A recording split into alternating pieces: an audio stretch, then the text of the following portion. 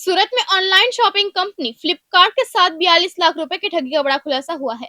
Cyber crime police ने ऐसे गिरोह का पर्दाफाश किया है जो सेलर प्रोटेक्शन फंड पॉलिसी का दुरुपयोग कर कंपनी को करोड़ों का चूना लगाने की साजिश रच रहा था। सूरत साइबर क्राइम पुलिस के सामने फ्लिपकार्ट कंपनी की ओर से ठगी की शिकायत दर्ज कराई गई थी। जांच में सामने आया कि आरोपियों ने कंपनी की सेलर प्रोटेक्शन फंड पॉलिसी का गलत फायदा उठाकर करीब 42 लाख रुपए की धोखाधड़ी को अंजाम दिया। गिरोह का तरीका भी बेहद शातिर था। आरोपियों ने महज 9 दिनों के अंदर ही एक ही डिवाइस और एक ही आईपी एड्रेस से 5121 के करीब फर्जी ऑर्डर प्लेस किए। इन ऑर्डर्स को कैश ऑन डिलीवरी के जरिए किया जाता था। आरोपी पहले ऑर्डर प्लेस करते, फिर करीब 3 दिन भीतर सेलर पेमेंट हासिल कर लेते और इसके बाद चौथे दिन ऑर्डर को कैंसिल कर दिया जाता। इसी पैटर्न के जरिए कंपनी के सिस्टम का दुरुपयोग कर लाखों रुपए की धोखाधड़ी भी की गई। मामले के मुख्य आरोपी अशरफ, उसके पार्टनर रक्षित समेत अंतरराज्यीय गिरोह के अन्य आरोपियों के खिलाफ मामला दर्ज किया गया है। जांच के दौरान आरोपी रक्षित के बैंक अकाउंट से महज 10 महीनों में 2 करोड़ 46 लाख रुपए के बड़े ट्रांजैक्शन सामने आए हैं। पुलिस जांच में यह भी सामने आया कि आरोपी टेलीग्राम के जरिए झारखंड की जामताड़ा गैंग के संपर्क में थे और फर्जी सेलर आईडी तथा फर्जी ऑर्डर का पूरा रैकेट चला रहे थे। साइबर क्राइम पुलिस ने आरोपियों के पास से 25 फर्जी जीमेल आईडी भी बरामद की है। अब पुलिस इस पूरे नेटवर्क से जुड़े अन्य लोगों और पैसों के लेन देन की कड़ियां खंगाल रही है। एक डिवाइस, एक आईपी, हजारों फर्जी ऑर्डर और करोड़ों के ट्रांजैक्शन। सूरत साइबर क्राइम ने ऑनलाइन फ्रॉड के इस शातिर नेटवर्क पर शिकंजा कस दिया है। अब जांच का दायरा बढ़ रहा है और पुलिस की नजर इस पूरे अंतरराज्यीय रैकेट से जुड़े बाकी आरोपियों पर है। સાયબર ક્રાઇમ પોલીસ સ્ટેશનમાં એક ગુનો નોંધવામાં આવ્યો હતો ફ્લિપકાર્ટ ઇન્ડિયા પ્રાઇવેટ લિમિટેડ દ્વારા. આ કેસમાં ફ્લિપકાર્ટની સામે એવી હકીકત આવી કે ડિસેમ્બર મહિનામાં એક સુખવિલાસ ક્રિએશન નામની સેલર આઈડીમાં એક સાથે ફ્રોડ્યુલન્ટ ઓર્ડર પ્લેસ કરવામાં આવ્યું હતું 5121 ઓર્ડર્સ અને એમનું એમ કહેવામાં આવ્યું હતું કે મારી જે સેલર પ્રોટેક્શન ફંડ છે તો એ પોલિસીની દુરુપયોગ કરવા માટે સેલર દ્વારા ખોટી ઓર્ડર્સ ઊભો કરવામાં આવ્યો છે.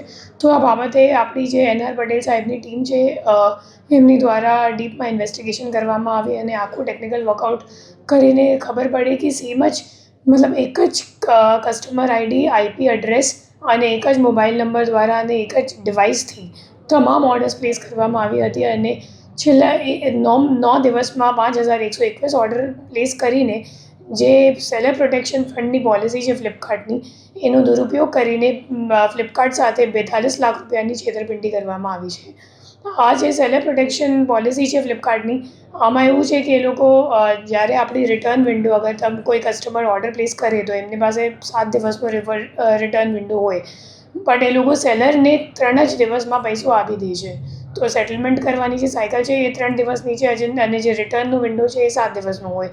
તો એમાં જે આપણો મુખ્ય આરોપી છે આશફ, તો એમને આ જે પોલિસી છે એમને દુરુપયોગ કરીને તમામ ઓર્ડર્સ 5121 ઓર્ડર્સ કેશ ઓન ડિલિવરીનો ઊભો કરીને 3 દિવસમાં પેમેન્ટ લઈ લીધું અને ચોથા દિવસમાં તમામ ઓર્ડર્સને કેન્સલ પણ કરી દીધું અને કેન્સલ કરવાથી જે ફ્લિપકાર્ટ છે એમને પોતાનું પૈસા નથી મળ્યું પણ એમને ફ્લિપકાર્ટથી 42 લાખ રૂપિયા જે ઓર્ડરનું હતું એ તમામ મળી ગયું.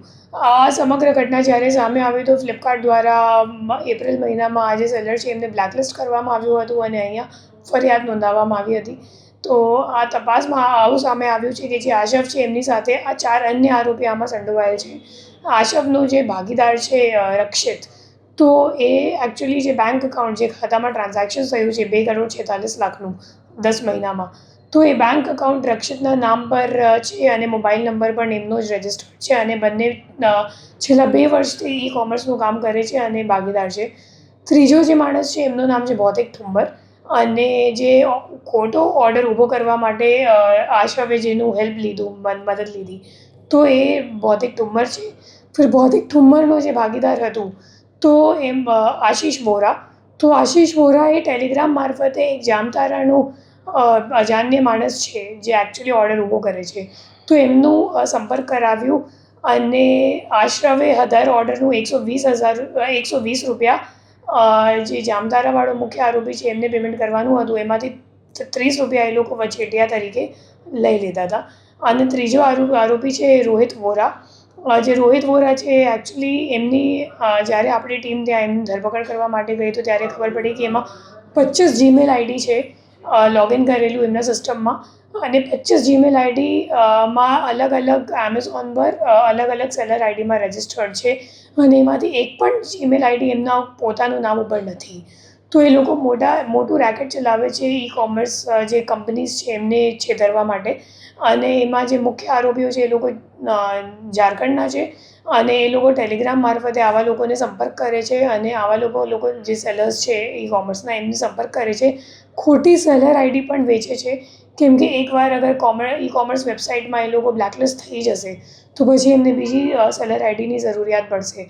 તો એ મુજબ આખું રેકેટ ચાલે છે, જેમાં જે સેલર્સ છે એ પણ સંડોવાયેલ છે, જે ઓર્ડર્સ પ્લેસ કરનાર છે એ લોકો ઝારખંડમાં છે અને વચ્ચે વચેટિયાઓ છે જે લોકો સંપર્ક કરાવે છે. આરોપી લોકો ગુનાહિત ઇતિહાસ છે ને? નહીં, ગુનાહિત ઇતિહાસ કોઈ નથી. એ લોકો તમામ ઈ કોમર્સમાં સેલર્સ છે અને આ બાબત ક્યારેક સામે આવ્યું નથી.